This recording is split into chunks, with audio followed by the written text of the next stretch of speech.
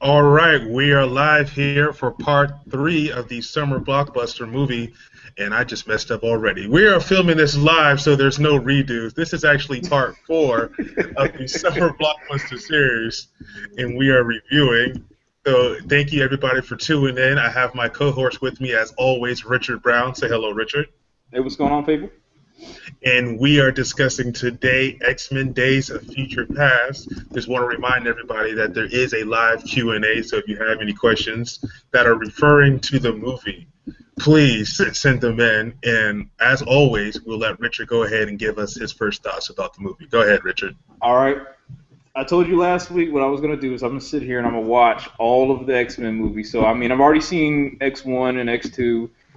Unfortunately, I saw X3 a while ago.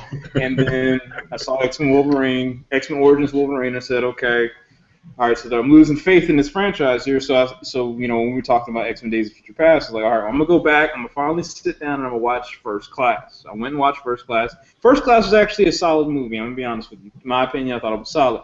Magneto was a tragic character. That's what I think added more depth to the movie. And it wasn't as sci-fi as in some of the other X-Men movies, to be honest. I think this one, First Class, was grounded a little more in reality than the other movies were. And then I saw The Wolverine.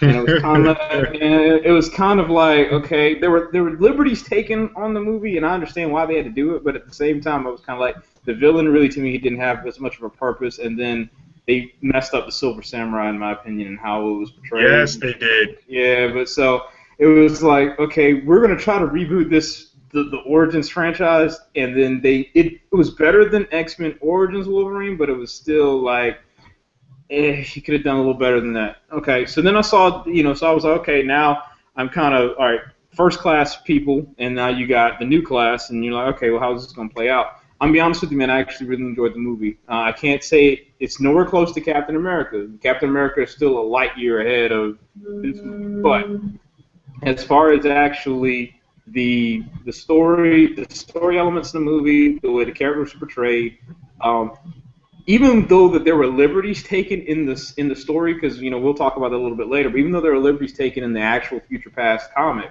I really think that they did a pretty solid job of justifying why Hugh Jackman had to be top billing. So I enjoyed it. I liked it. I can't say my girlfriend, she was supposed to see it with me today and she didn't get the opportunity to, but when I saw it, I was like, okay, I could go see this again and not feel like I'm wasting my time.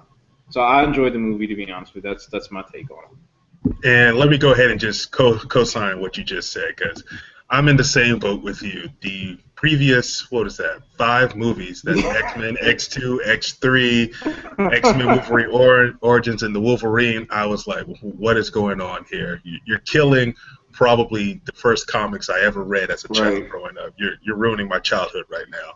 Thank God for Transformer movies. But X-Men First Class was decent, in my opinion, at most. That movie I could tolerate to actually watch again. And this new movie, Days of Future Past, like you said, I walk out of the theater saying that, yeah, I could see myself actively wanting to see this movie a second time. Yeah. Unlike Godzilla, which we reviewed last week, I could never watch that again. But I could actually see myself watching this X-Men Days of Future Past. And like you said, they took liberties on the storyline. Basically, it's the same story, what the main objective they're trying to accomplish throughout the movie. But like you said, they know Hugh Jackman is their cash cow, so how can they get as much Hugh Jackman on screen time as they possibly can? And that was what I was going through, like, yeah, okay, I can understand that. But I'm a big... My whole thing is that watching this movie, I was kind of like two-faced on it, or catch-22 with it. Right. Because, like I said, I could see myself actually wanting to watch this movie again. But if I'm like, hey, come on, watch this Days of Future Past with me movie, and then the person I'm watching with, if they haven't caught up with everything that previously happened, I'm stuck in a boat of like, well, you got to suffer through these other 6 to get to this one good one. Yeah, that does kind of suck. It's like, you don't. To be honest with you, I think really all you have to watch really is probably the first two X-Men movies and First Class. Outside of that, you really don't have to suffer through the other Well, three. well, hold on. You gotta watch X3 because that You one do. scene in that movie, you Yeah, won't get it. that's true. You're right. You're right. You're right. You do have I to. think you can do without Wolverine origin, nah, Yes. because Well, they flash back to that one. and they I'll actually cover that too. Because there's a little continuity issue with origins in this movie actually. yeah, and then. Well, you know what? Let's get into the spoiling part because I don't know how else to make my statement without spoiling. Okay. So, All if right. you haven't seen the movie, just go ahead and turn this off and please watch it again later on after you watch the movie. But like Richard was mentioning with the continuity of the movie, because in storylines, I believe that I'm talking about storylines of the wonderful movies that they've made. Wolverine got his metal claws during the Vietnam War from Colonel Stryker. So I was trying to figure out why he didn't have his metal claws in the movie, and then there's a scene when he sees a younger Colonel or Major Stryker in Right. the movie here that he flashes back to and says, "I just saw somebody who caused me a lot of pain," and I instantly picked it up like, "Oh, that's Stryker," Right. and that's why he doesn't have his metal claws. So was that their way of trying to bridge the continuity, or did I miss something? I guess, and that was kind of the thing that I saw too, is that like with that one scene, I was like, okay, I get what you're trying to do, but it didn't really work. As well as I think, because it was not something that you would overtly notice. It was kind of like, you know, it's there, but not enough.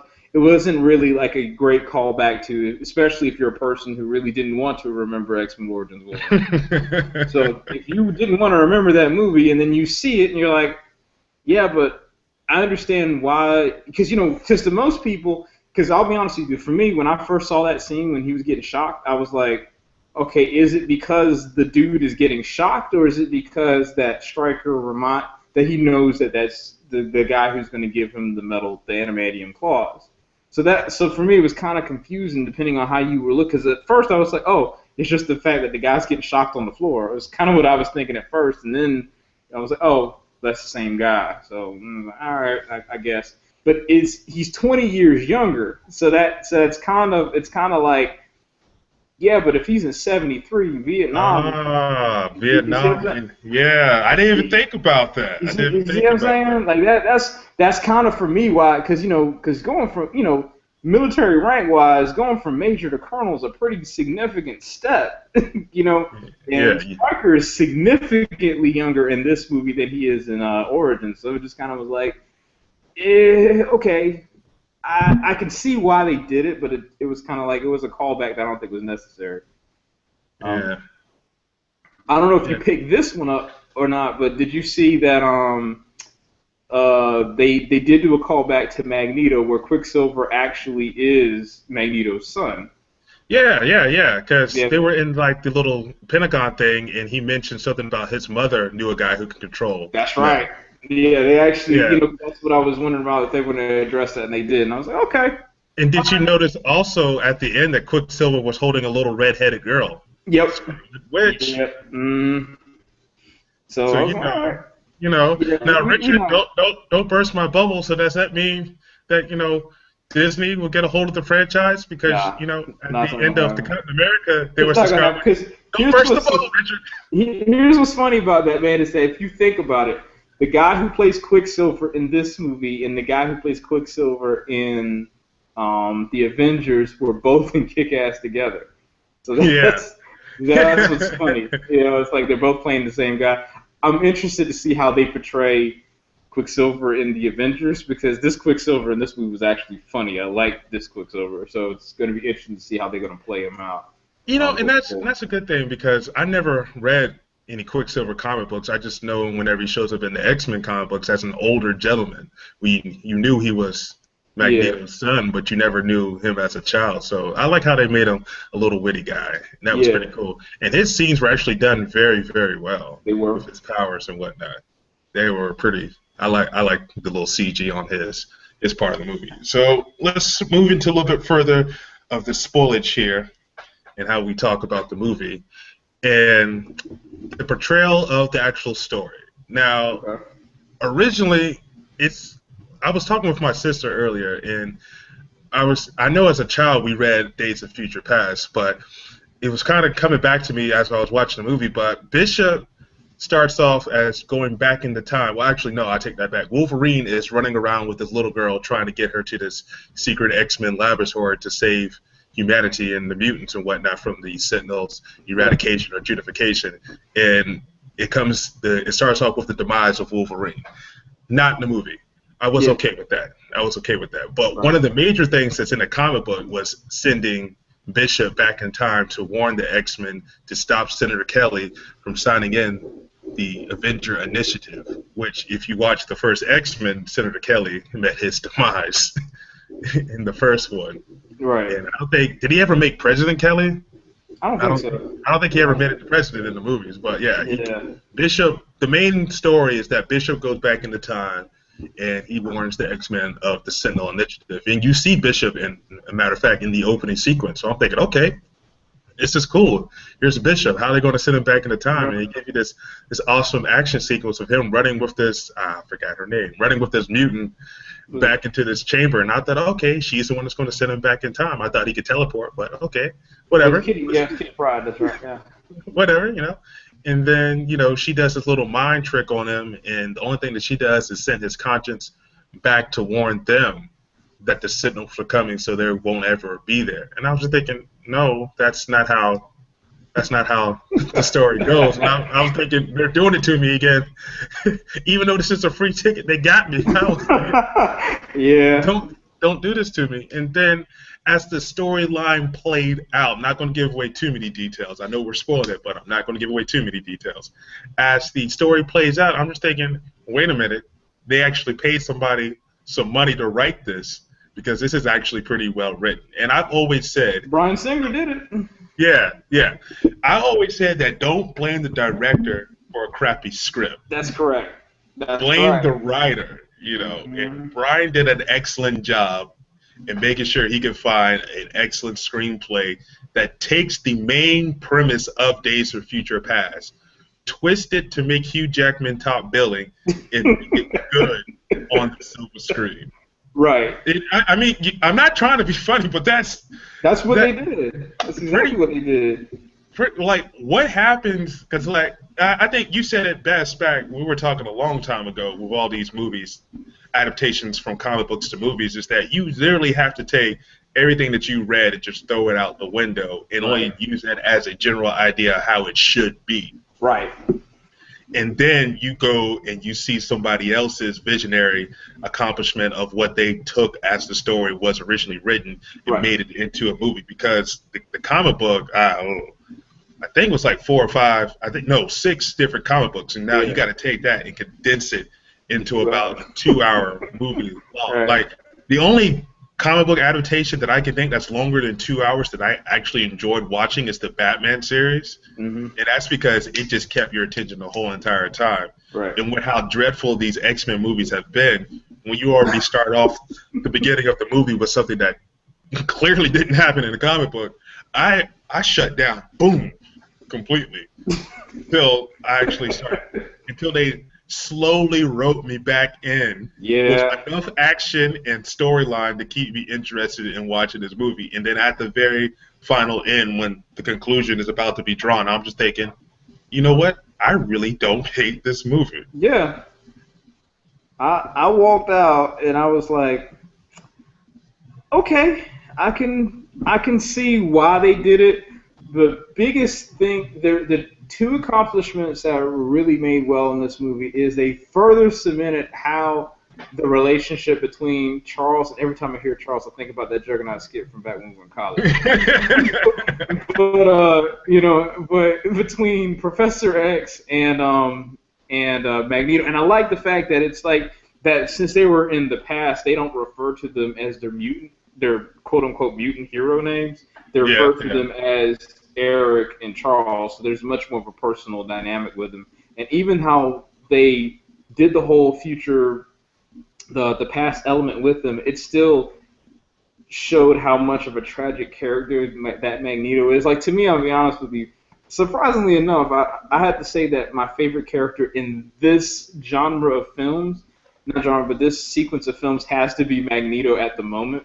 They've definitely made him more interesting than Wolverine. Yeah, like he's actually, because he's a tragic character. They had 2 movies to make Wolverine interesting, and let's be honest with you, the only thing that he really does well is able to heal himself after getting his ass whooped. That's really the only thing that he's done that's just said, okay, Wolverine's great. Why is he great? Oh, because he can take bullets and he super heals real fast. Like, there's nothing really about him as a character that has really stood out other than the fact that Hugh Jackman brings in seats because he's in really great shape and women want to see that. So, but outside of that, Wolverine really, to me, hasn't actually, as a character, impressed me. I mean, they did do a pretty solid portrayal of him in the movie, but it's still like his backstory and all that other stuff that goes along with it. It really doesn't do anything. Magneto, they did that in that first movie in First Class, and then in this movie, they even still built upon the fact that he is like angry and he's upset, and he was trying to do the right thing. And I don't want to spoil what happened, but he's trying to do the right thing. And he still is getting slighted. So he's just trying to make things work the way that he can with his quote-unquote people. I almost feel with Wolverine is sort of like Spawn. If you want to do him correctly, you have to make it a rated R. Because when you read the Wolverine comic books, the way he's slashing through people and slicing and dicing, it's kind of hard not to get that. Yeah. It's kind of hard to show that in a PG-13. I mean, there was that one scene when he got caught in bed with the boss's daughter and he took out those thugs and you heard it happen, yeah, but you didn't see what happened because, you know, at older, you know, you could put 2 and 2 together. It's like, oh, okay, yeah, he just impaled these guys with his bone claws. Yeah. But to the younger kids, they're trying to figure out, like, oh, he just hit that guy really hard. You know, to keep the PG-13 on there. Yeah, we're like, no, yeah. No, they're dead. They're dead. Yeah, and right, as reading the comics, Wolverine probably has one of the most interesting storylines because from week to week, you never know what interesting twist is going to be back there. But on the silver screen, yeah, Magneto trumps him easily. That's the big Joker. And then I have to be honest, I mean, I think they're doing it right because they're making Magneto and Professor X kind of the center points of the series. Mm-hmm. Whereas before it was kind of like everybody else, and they were kind of like the background, not background, but they just weren't very interesting. I mean, they were portrayed by great actors, and the actors did what they did do when they were on screen. But the portrayal and actually the story that goes behind the character is much more meaningful because of First Class and because of this movie. It now cements them as being solid. So to see where this franchise goes from here is going to be really, really interesting in my opinion.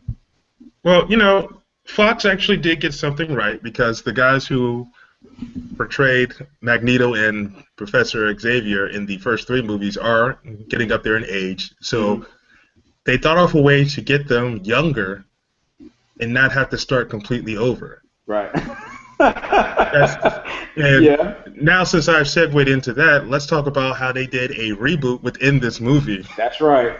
Of the entire franchise. I was like, at the end of the movie, when because I heard that they basically, what I heard previously, I didn't try to read any spoilers about the movie, but what I heard is that they basically made X3 invalid, and they pretty much did that. Like, how do you take? They basically said Bryan Singer was like, "Y'all messed up my franchise." Nope. He threw it completely out and threw everybody who was dead or like not in the movie. They basically did a retroactive continuity for those of you that don't know what it means. But they retconned the entire X-Men franchise, and it worked. And that was scary because it was like when you get to the very end of the movie, you're like, oh. But no, like they set it up, they set it up very, very like within the first 10 minutes of the movie. They set it up very cleanly, and I had no idea what they were doing with that because she was talking about when you go back in time and when you change reality. Oh yeah, that's whatever right. happens, nobody remembers what happens except for you. And I'm sitting in there, I'm in the theater, and I'm just like, did I just get hit with the little Men in Black thing? Because no, Jean Grey and Scott Summers, y'all are dead. What, like, Professor?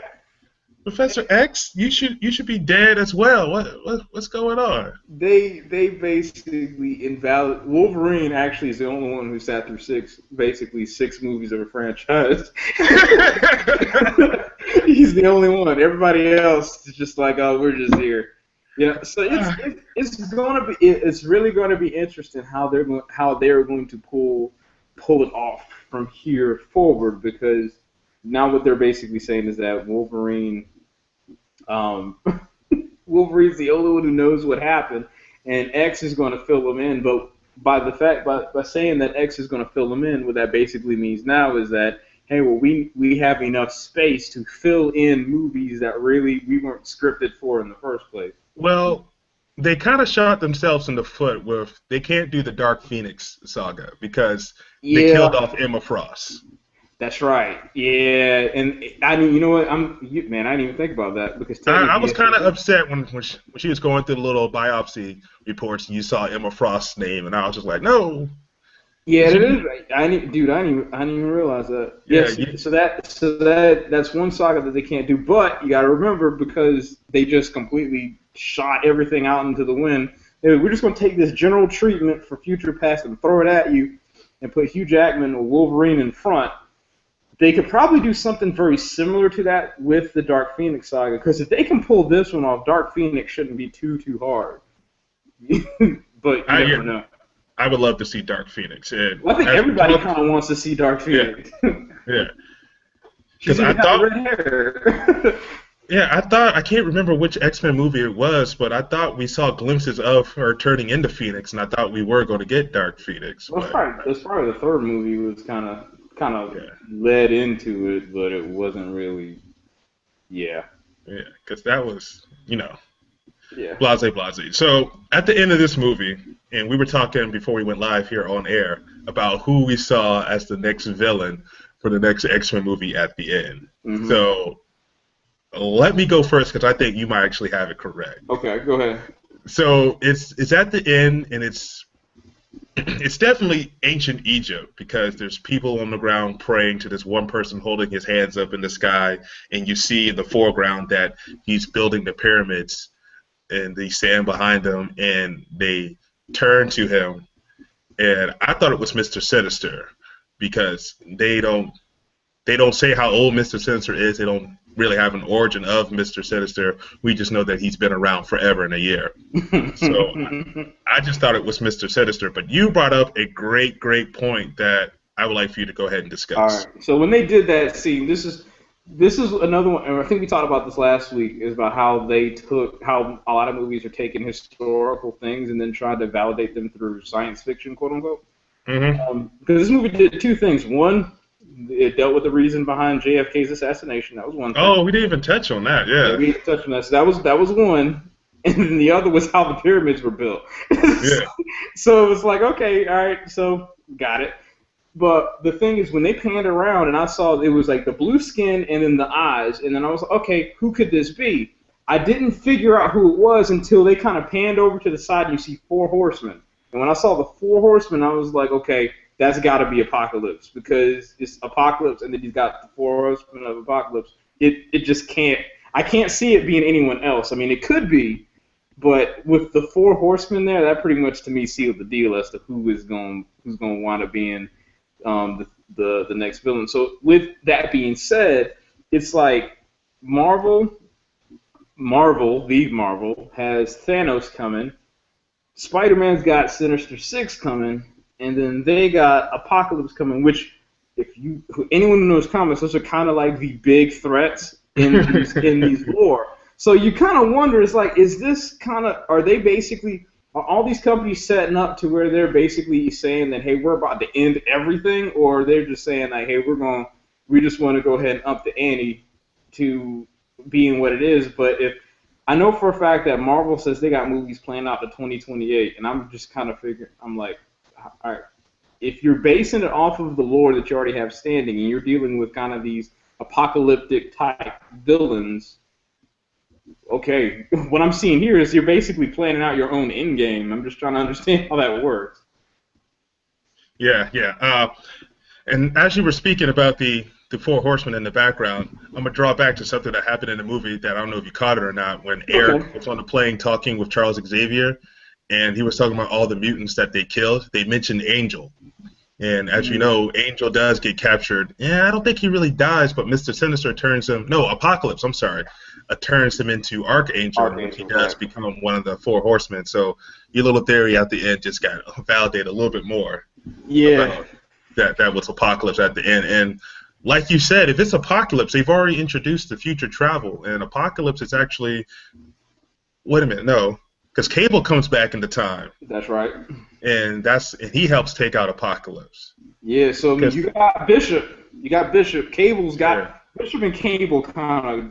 That's just what happens. So yeah. to see that at the end of the movie, I was the only person in the theater that probably knew what was going on, because when I saw him throwing the pyramids together, I was like, okay, don't really have an understanding. But when I saw the blue skin, and then when I saw the Four Horsemen in the backside, I was like, haha, okay, I see what y'all are doing. But for me, when I see that, it's like, okay, but are y'all trying to plan for something epic, and then is it going, not say is it going to work, but at the end of the day, what's going to happen is, okay, after Apocalypse, it's kind of like, well, what's next? What's your next big thing? You know, because Hugh Jackman can't play Wolverine forever. Forever, yeah. I mean, after Apocalypse, you have to do the next big thing that I could imagine would probably be Onslaught, the combination of Magneto and Professor X. Yeah, but, you know, and speaking of that, I already said that. Well, Fox would definitely have to redo the Fantastic Four. Yeah, see, a lot of these franchises are tying together, and that's just what Marvel did really well with doing that. And that's the one thing I would say about the X-Men movies that kind of steps me away from the Marvel quote-unquote movies, is that the X-Men movies are grounded a little more in sci-fi than the other Marvel movies are. Because even Spider-Man, even though it's not, yeah, it's a little far-fetched, but it's a little more grounded. This X-Men movie is kind of like when you see certain things, you're like, okay, I believe that. Just okay, you know, the like, I believe button. yeah, you just hit the button. You're like, okay. I mean, it's not like it's a bad thing. It's just kind of like, but you have to understand that the Marvel world, you know, especially the future quote unquote Marvel world, that was like extreme hyper sci-fi. It was like, okay, I can believe this as a possibility, but it was like, okay, all right, you know, okay. And that was so one last thing is that the Sentinels. Because remember in X3, the Sentinels that they were fighting against, quote unquote, look nothing like the ones that we see in this movie. You know, it's like, I think, see, the Sentinels were a tad bit of a disappointment, because the Sentinels in X3 were these huge, massive, autonomous robots, which we're used to seeing, and then the ones that they had on screen here were just, they looked like Yao Ming. I mean, they were just real tall humans. I wanted them to be a little bit bigger, a little bit more imposing. I mean, it was cool because but that, I guess that was for me the kind of the sci-fi element that kind of made it not, I don't say not work, but it was just kind of like, it was not so much grounded in reality like some of the other Marvel comic movies are. And this, I know it's a comic book, and I know we're not trying to have things grounded in reality, but it's like there's kind of like, you know, the Marvel Cinematic Universe has a level of reality built around it. And this one is kind of just like, well, hey, we're going to take the comic book and we're going to throw that straight on the screen. You better like it. Because, like, for example, you see Colossus turn into metal, and you're like, wait, so a mutation makes you turn into metal? That's pretty bad. Like, awesome, but, you know, it's just like, okay. Oh, yeah, and the deaths of the mutants in this movie were pretty gruesome. Yeah. Like, they pull Colossus apart. They burned Iceman, and they decapitated him one other time. Like, one girl gets impaled several times. Yeah, it's like, man. Bishop explodes because they overload her with energy. And I was thinking, why are y'all shooting this dude? He absorbs energy and then shoots it out. And I was like, yo, wow. They were pretty gruesome in their deaths, as much as a PG-13 rating will allow. Yeah. There were no guts anywhere. Just they died terribly. It was like almost like watching Dead Space, man. It's like, just how many ways can you die? Oh, how many ways can you die, pretty much? Yeah. So we have reached the 30-minute time limit on here. We're not going to end it just yet, so we're going to go into a little bit of overtime session. and we always talk about what movies are up next Yep. on the review. So, Edge of Tomorrow, June 8th. Yeah. We got to remember the weekend before that, you got Maleficent and you have Oh, yeah, see, I wasn't going to say anything about Maleficent because I was going to, see that one on the low and then. Hey, you know what, man? I kind of want to see it. I'm not gonna lie, I kind of want to see it. I want to see that one on the low and review it on the low and like lie to you and say that I couldn't get you on the show. But I really want to see Maleficent. I kind of want to see it. But the same weekend, A Million Ways to Die in the West comes out. So that's yeah. So I'm kind of like I might have to pick one. I'll see how that goes because I might not have enough time to see both of them. But you got those two, and then Edge of Tomorrow comes out right after that following weekend. So we might actually have to do. I don't know how to, because I definitely want to do Edge of Tomorrow because that's part of the quote-unquote blockbuster type movies, and then I'm game for whichever one, 100, because I want to see them both, 100 Ways to Die in the West and Maleficent. So you want to see it because of that Back to the Future trailer. Yeah. That Back to the Future part was hot. It's like 10 seconds. Like if you blink, you missed it, but it was hot. Yeah. We'll have to discuss that one offline because I want to see both, and I'm sure that the lady's probably going to say Maleficent. But I'm pretty sure I'm going to get talking to Maleficent. But we don't know. But if I can get a chance to see both, I might try to. But so you got those two, then you got Edge of Tomorrow. I just pulled up like a list of all of the summer movies that were coming out. You got Edge of Tomorrow. And then you have, hold on a second, I just looked this up. I think we get a break in June. That should really due out in June. Yeah, hold on a second, I can tell you. I'm looking at it right now. You got Edge of Tomorrow. Actually, you do have a break. No, actually, no, you don't. Well, yeah, you do. Because you got Edge of Tomorrow, 22 Jump Street. I'm pretty sure we're not worried about How to Train Your Dragon 2. Skip! Yeah, I'm skipping that one. Think Like a Man 2. Skip. We won't review it, or I'll probably wind up seeing it. And and then I have to tell you later on why I don't watch that movie or why I will fight kicking. And then you got Transformers at the end of the month.